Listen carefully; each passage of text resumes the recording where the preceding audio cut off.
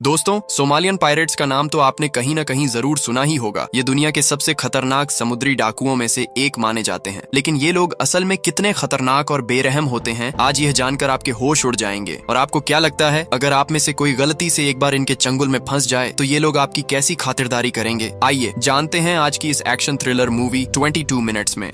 कहानी की शुरुआत होती है यामाल नाम की एक रूसी कार्गो शिप से, जो एक तेल वाहक टैंकर होती है और रूस से सिंगापुर तक 2 million barrel crude oil supply करने जा रही होती है। लेकिन शिप के अंदर मौजूद कैप्टन और क्रू मेंबर्स को यह जरा भी अंदाजा नहीं होता कि उनकी कार्गो शिप पर सोमालियन पायरेट्स की गंदी नजर पड़ चुकी है। तभी हम देखते हैं कि लगभग 100 सोमालियन पायरेट्स की एक गैंग शिप को चारों ओर से घेर लेती है और रस्सियों के सहारे ऊपर चढ़ने लगती है। दूसरी तरफ कैप्टन को इस बात की भनक लग चुकी होती है और वह तुरंत सभी क्रू मेंबर्स को अलर्ट करते हुए सिक्योरिटी रूम में जाने को कहता है। लेकिन इसी बीच समुद्री डाकू शिप में चढ़ चुके होते हैं। कैप्टन शिप की सारी लाइटें बंद कर देता है और खुद भी सिक्योरिटी रूम में पहुंचकर दरवाजा अंदर से लॉक कर लेता है। वहीं इसी शिप से कुछ ही दूर आगे हम एक और रूसी military ship destroyer marshal Shaposhnikov को देखते हैं, जो कि चाइना बॉर्डर में अपना रेस्क्यू ऑपरेशन पूरा करके वापस अपने देश रूस लौट रहे थे। इस शिप में सफर कर रहे हैं रूस के top marine naval infantry force. तभी उन्हें सूचना मिलती है कि यहाँ से कुछ ही किलोमीटर आगे हमारे देश की 2 मिलियन बैरल वाली एक क्रूड ऑयल शिप को कुछ समुद्री डाकुओं ने हाईजैक कर लिया है। तो तुम लोगों को तुरंत वहाँ के लिए निकलना होगा। और हाँ, वहाँ पहुंचकर गोलियां मत बरसा देना। तुम लोगों को ये मिशन सीक्रेटली निपटाना है, क्योंकि अगर 2 मिलियन बैरल वाला क्रूड शिप में एक चिंगारी भी लग जाए तो ये एक न्यूक्लियर बम से भी कहीं गुना ज्यादा धमाका करेगा, जिस वजह से तुम लोगों का बॉडी तो क्या शिप का पार्ट्स तक नहीं मिलेगा। ये सुनते ही स्पेशल फोर्स 10 लोगों का टीम बनाकर तुरंत मिशन के लिए निकल पड़ते हैं। वहीं मरीन्स को लगता है कि यह लोग कोई साधारण डाकू होगा जो गलती से शिप में चढ़ गए होंगे, इसलिए वे लोग बिना सोचे समझे बिंदास शिप की ओर बढ़ने लगते हैं। लेकिन जैसे ही वे लोग शिप के नजदीक पहुंचते हैं, सभी पायरेट्स उन पर गोलीबारी शुरू कर देते हैं, जिस वजह से उन्हें जान बचाकर बोट को तुरंत घुमाना पड़ता है। लेकिन दोस्तों, इसी बीच एक सोल्जर को गोली लग जाती है और वह पानी में गिर जाता है। वहीं सोल्जर्स लाख कोशिश करने के बावजूद उसे नहीं ढूंढ पाते, इसलिए वे लोग उसको छोड़कर ही निकल पड़ते हैं। वहीं अब सीन शिफ्ट होता है रूसी बेस एम्बेसी में। वहीं एक ऑफिसर चीफ को बताता है कि कुछ पायरेट्स ने हमारे रूस से सिंगापुर जाने वाले क्रूड ऑयल शिप को हाईजैक कर लिया है और हमारे क्रू मेंबर्स से भी कोई कम्युनिकेशन नहीं हो पा रहा है। इतना ही नहीं, जब हमने उस शिप को देखने के लिए हमारे कुछ स्पेशल फोर्स भेजे तो उन्होंने सोल्जर्स पर गोलियां चला दी, जिस वजह से हमारे काफी सोल्जर्स घायल हुए और एक तो समुद्र में ही कहीं लापता हो गया है। ये सब सुनकर चीफ बताता है कि एक और रेस्क्यू फोर्स भेजो और उसे ढूंढो। वहीं दूसरी तरफ हम उसी कमांडो को देखते हैं जो कि पिछली रात पानी में गिर गया था। हैरानी की बात तो ये है कि गोली लगने और ठंडे समंदर के अंदर डूबे रहने के बावजूद वह अब तक जिंदा है। वहीं उसके पास से गुजरते मछुआरों की एक बोट उसे देख लेती है और उसे रेस्क्यू कर लेती है। दरअसल दोस्तों, ये लोग भी सोमालियन पायरेट्स के ही लोग होते हैं जो कि मछली पकड़ने निकले थे। इसके बाद वे लोग उसे सीधा उसी यामल नाम की शिप में ले जाते हैं। वहाँ हीरो इन सभी पायरेट्स के सरदार डोडा से मिलता है। वहीं सरदार खुद की ही तारीफ करते हुए कहता है, मैं इस समंदर का राजा हूँ, यहाँ मेरी इजाजत के बिना समंदर तक नहीं हिलता। अगर तूने यहाँ से भागने की कोशिश की या ज्यादा दिमाग दौड़ाया तो मेरे भूखे भेड़िए लोग तुझे कच्चा चबा जाएंगे। तुझे यहीं रहना है जब तक हमारे 3 मिलियन डॉलर के डिमांड पूरे नहीं हो जाते। वहीं हीरो कहता है, अबे तेरे जैसे 2 कौड़ी के डाकू जब तक मैं यहाँ हूँ तुझे घंटा कुछ नहीं मिलने दूंगा। वहीं डोडा भड़क जाता है और हीरो को आखिरी वार्निंग देते हुए कहता है, अगर तूने एक और बार यह बात बोली तो मैं तेरी आंखें उड़ा दूंगा। वहीं हीरो भी डोडा का दिमाग शांत करते हुए उससे माफी मांग लेता है। दूसरी तरफ हम वहीं एक मिलिट्री हेलीकॉप्टर को देखते हैं जो कि हीरो को ही ढूंढने के लिए आया होता है। लेकिन चारों तरफ नजर दौड़ाने के बावजूद उसे वहाँ सोल्जर का नामो निशान नहीं मिल पाता, जिस वजह से उसे वापस लौट जाना पड़ता है। वहीं हम फिर से डोडा को देखते हैं जो कि हीरो को अंदर मौजूद क्रू मेंबर्स से बातें करके बाहर बुलाने को कहता है। वहीं अंदर मौजूद कैप्टन उनकी बातें सुन लेता है और कहता है, फिक्र मत करो, हमने तुम लोगों की बातें सुन ली हैं। हम बिल्कुल भी बाहर नहीं आने वाले और हो सके तो तुम भी वहाँ से भाग जाओ, वरना यह पागल तुम्हें भी नहीं छोड़ेगा। वहीं डोडा भी उनको बाहर न आते देख खुद ही जाकर सीधा हेडक्वार्टर में कॉल लगाते हुए कहता है कि अगर तुम लोगों को यह शिप और क्रू मेंबर सही सलामत वापस चाहिए तो मेरे अकाउंट में जल्द से जल्द 20 मिलियन डॉलर ट्रांसफर करो, वरना अपना शिप और क्रू मेंबर्स को भूल जाओ। वही बेस में मौजूद सेक्रेटरी कहती है, 20 मिलियन डॉलर चाहिए, पता भी है 20 मिलियन में कितना जीरो होते हैं। वही डोडा कहता है, मेरे पास तुमसे बहस करने का टाइम नहीं है, 24 घंटे का टाइम देता हूँ, वरना शिप और क्रू मेंबर्स को भूल जाओ। वही दूसरी तरफ हम रेड ड्रैगन फोर्स के कैप्टन साजिद को देखते हैं जो कि अटैक से पहले यामल शिप में एंटर करने की हर पॉसिबिलिटी को जांच रहा होता है। वही कैप्टन देखता है कि 2 मशीन गन्स टॉप में पहरा दे रहे हैं और बाकी सभी इधर उधर फैले हुए हैं। तभी पीछे से एक सोल्जर कैप्टन को बताता है कि क्या स्ट्रक्चर देखना है सर, आज ही रात ऑपरेशन एग्जीक्यूट कर देते हैं। वही कैप्टन कहता है, तुम समझ नहीं रहे हो भाई, वहाँ 20 मिलियन बैरल क्रूड ऑयल मौजूद है। जरा सी भी गलती और इतना बड़ा धमाका होगा कि कुछ समय के लिए तो लगेगा ही नहीं कि हम समंदर में हैं। ये इतना आसान नहीं होने वाला, इसलिए हमें अटैक से पहले हर सेफ्टी और एंट्री पॉइंट इवेल्युएट करना जरूरी है। वही दूसरी तरफ डोडा भी मिलिट्री शिप पर नजर गड़ाए बैठा होता है, क्योंकि पिछले एक दिनों से वह शिप उनके साथ साथ ही चल रहा है। इसलिए वह रूसी मिलिट्री को वार्न करने के लिए उस रूसी हीरो को यहाँ लाने को कहता है। वही उनके लोग हीरो के साथ साथ एक और क्रू मेंबर को पकड़ कर ले आते हैं। वही डोडा कहता है, तुम लोगों का मिलिट्री शिप पिछले एक दिनों से हमारे साथ साथ ही चल रहा है, हमें हल्के में ले रहे हैं क्या? वही हीरो कहता है, नहीं, तुम्हारे लिए बारात लेकर आ रहे हैं। ये सुनते ही डोडा के लोग उन्हें मारने ही वाले होते हैं, लेकिन तभी डोडा कहता है, शांत भाई, यहाँ गोली चलाने से हम भी उड़ जाएंगे, भूल गए क्या? तभी डोडा छोटे से औजार के साथ क्रू मेंबर पर जानलेवा हमला कर देता है और कहता है, तुम्हें मारने के लिए यहाँ बंदूक की जरूरत नहीं है, मेरा छोटा सा औजार ही काफी है। दूसरे शिप से यह दृश्य देख कैप्टन और सोल्जर्स घबरा जाते हैं। वही डोडा फिर से हीरो को पकड़कर क्रू मेंबर्स के पास ले जाता है और उन्हें बाहर निकलने के लिए धमकी देता है, लेकिन हीरो उन्हें साफ साफ कह देता है, दरवाजा बिल्कुल मत खोलना, इन लोगों ने एक क्रू मेंबर को मारकर समंदर में फेंक दिया है, मुझे भी कभी भी मार सकते हैं।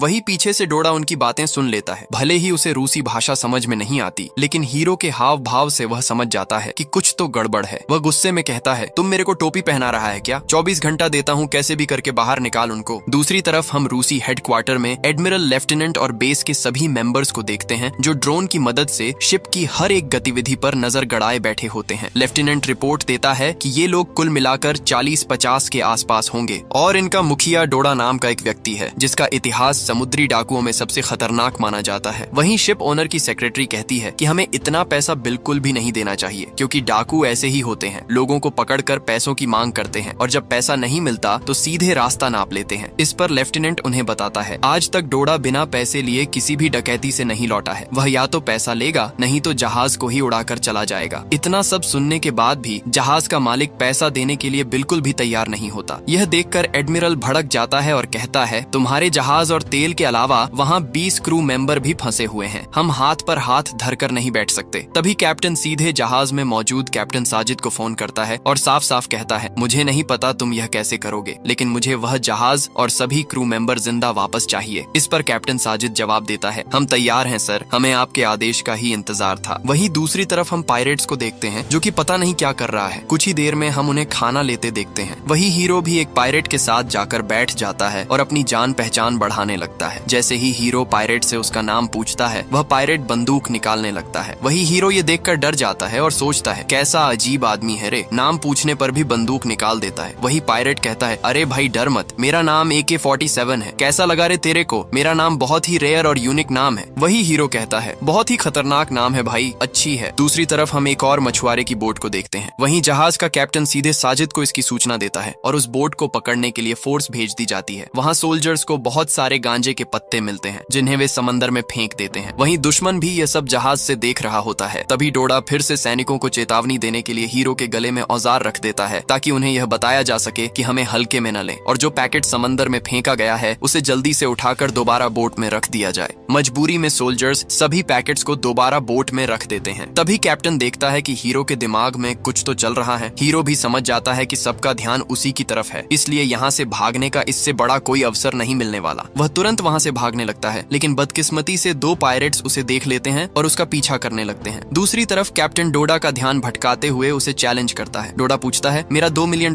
किधर लाया कि नहीं? जवाब में कैप्टन कहता है, पहले क्रू मेंबर्स को रिलीज करो। दूसरी तरफ हीरो भागते भागते शिप के एज तक पहुंच चुका होता है। कोई और रास्ता न देख वह पेट्रोल डेक से स्लाइड करते हुए नीचे उतरने लगता है और क्रेन की मदद से बोट पर लैंड करने ही वाला होता है कि तभी डोडा के लोग वहाँ एक फुसकी मिसाइल छोड़ देते हैं, जिसकी वजह से सोल्जर्स को वहाँ से हटना पड़ता है और हीरो भी लटका ही रह जाता है। लेकिन फिर भी हीरो हार नहीं मानता, वह दोबारा उठकर भागने लगता है। मगर दोस्तों, इस बार डेक से कूदने से पहले ही हीरो को पकड़ लिया जाता है और सभी मिलकर उस पर जानलेवा हमला करने लगते हैं। तभी डोडा कहता है, क्या रे हीरो, किधर को जा रहा था तू चला जाएगा तो हमें $20 मिलियन कैसे मिलेगा? अब तू मुझे बता, तेरे साथ क्या किया जाए? चल छोड़, तुझे मैं एक और मौका दे देता हूँ, अगली बार भागने से पहले 2000 बार सोचने का। मगर हीरो कहाँ मानने वाला था दोस्तों। उसी रात हीरो सभी पायरेट्स को चकमा देकर किसी तरह रस्सी के सहारे लटकते हुए वह फ्लेयर से अपनी दूसरी शिप में मौजूद साथियों को इशारा देने लगता है। दूसरी तरफ उसके साथी भी लाइट को ऑन ऑफ करते हुए उससे इशारों में बातें कर रहे होते हैं। वहीं कैप्टन लाइट के इशारे से उसे बता रहे होते हैं कि कल सुबह हम वहां अटैक करने जा रहे हैं, तुम उन लोगों का ध्यान भटकाना।